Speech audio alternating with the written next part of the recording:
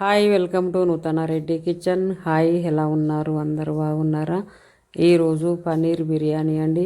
Taste అయితే చాలా బాగుంటుంది. మీరు కూడా ఒకసారి ఇలా ట్రై చేసి చూడండి. పన్నీర్ను తీసుకొని ఇలా చిన్న చిన్న ముక్కలుగా కట్ చేసి పెట్టుకోవాలి.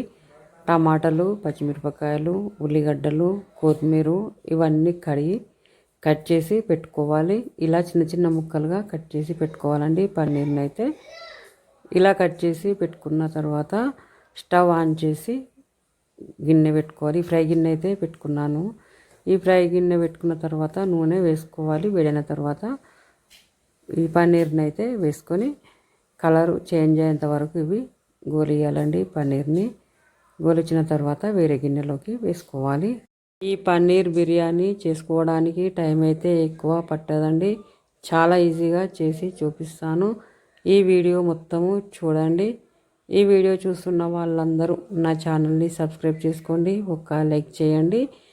ఇలా మొత్తము పన్నీర్ని అయితే నూనె వేడైన తర్వాతనే వేసుకోవాలండి, లేకుంటే అతుకపోతుంది. గిన్నె మాత్రము మందంగా ఉన్న గిన్నెనే పెట్టుకోవాలండి. అడుగు భాగం అయితే దొడ్డుగా ఉన్న గిన్నెనే పెట్టుకోవాలి. అలా పెట్టుకుంటేనే ఇవి అతుకపోకుండా ఉంటాయండి, లేకుంటే ఇవి అతుకుంటాయండి గిన్నెకు. అలా కాకుండా అలా మందంగా ఉన్న గిన్నెనే పెట్టుకోవాలి. పెట్టుకొని ఇలా ఫ్రై చేసుకోవాలి. కలర్ చేంజ్ అయ్యేంత వరకు ఇలా ఫ్రై చేసుకోవాలండి. ఇలా చేసుకోవాలి. ఇలా చేసుకున్న తర్వాత వేరే గిన్నెలోకి వేసుకోవాలి. వేరే గిన్నెలోకి వేసుకున్న తర్వాత ఈ పన్నీరు వేడిగా ఉన్నప్పుడే ఉప్పు కారం చల్లుకొని పెట్టుకోవాలి. అదే ఫ్రై గిన్నెలో జీడిపప్పును ఫ్రై చేసుకోవాలి. ఇష్టం ఉంటే వేసుకోవాలి జీడిపప్పు, లేకుంటే లేదండి. నేనైతే జీడిపప్పుని ఫ్రై చేసుకుంటున్నాను. ఈ జీడిపప్పు కొద్దిగా ఫ్రై అయిన తర్వాత గిన్నెలోకి వేసుకోవాలి. మళ్ళీ అదే ఫ్రై గిన్నెలో నూనె వేసుకోవాలి, నెయ్యి వేసుకోవాలి. నెయ్యి వేసుకుంటే పన్నీర్ బిర్యానీ టేస్ట్ అయితే చాలా బాగుంటుందండి. ఇష్టం లేకపోతే వేసుకోవద్దండి. కొంచెం నెయ్యి తినని వాళ్ళు కూడా ఉంటారు కదా. అలా ఇలా అన్నీ కట్ చేసి పెట్టుకోవాలి. టమాటాలు, పచ్చిమిరపకాయలు, ఉల్లిగడ్డలు, 4 లవంగాలు, 2 ఇలాచీలు, సాజీరా, దాల్చిన చెక్క, బిర్యానీ ఆకులు ఇవన్నీ ఈ పన్నీర్ బిర్యానీ చేసుకోవడానికి కావలసినవి.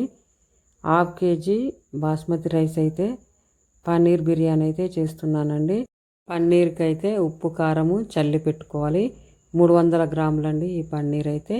నూనె వేడైన తర్వాత పచ్చిమిరపకాయలు వేసుకోవాలి. మీలో ఎందరికీ పన్నీర్ బిర్యానీ అంటే ఇష్టమో కామెంట్ పెట్టండి. ఉల్లిగడ్డలు వేసుకోవాలి.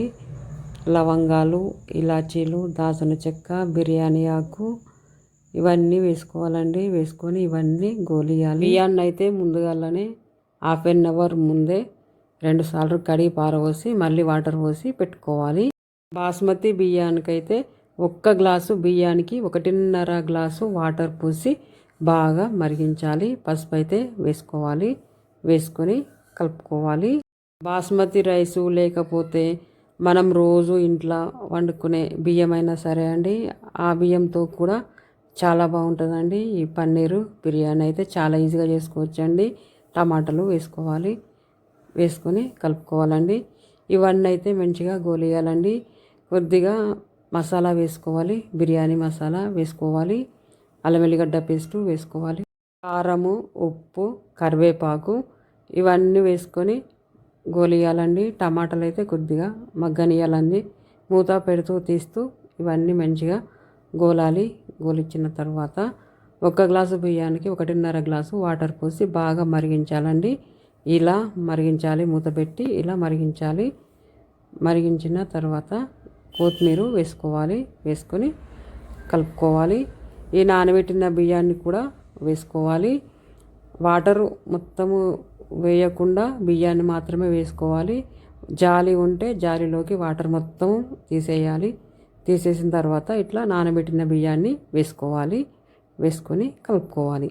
ఉప్పు సరిపోయిందా లేదా అని ఒకసారి అయితే వాటర్ని అయితే టేస్ట్ చేయాలండి. ఇలా కలుపుకోవాలి. బియ్యాన్ని అయితే ఎక్కువసేపు నానబెట్టొద్దు. నానబెడితే మాత్రం బియ్యము ఇరిగిపోతాయండి. ఈ బాస్మతి రైస్ కాబట్టి ఎక్కువసేపు అయితే నానబెట్టొద్దు. ఒక 1/2 అవర్ అయితే సరిపోతుందండి నానబెట్టుడు. ఇలా కలుపుకొని మూత పెట్టి పెట్టుకోవాలి. 50% ఉడికించాలండి. ఇలా మూత పెడుతూ తీస్తూ కలుపుకోవాలి.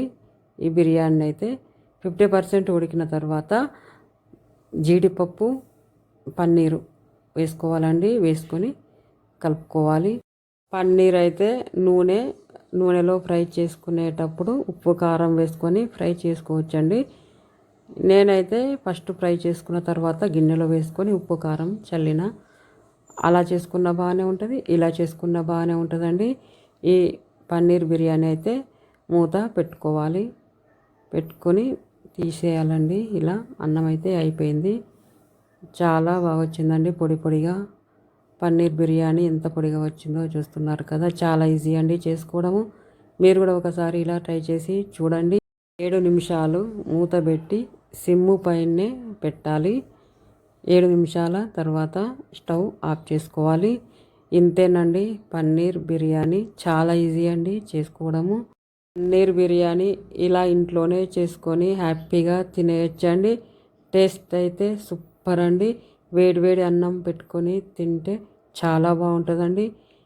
మీరు కూడా ఒకసారి ఇలా పన్నీర్ బిర్యానీ చేసుకొని చూసి టేస్ట్ ఎలా వచ్చిందో కామెంట్ పెట్టండి. ఈ వీడియో చూస్తున్న వాళ్ళందరూ నా ఛానల్ని సబ్స్క్రైబ్ చేసుకోండి.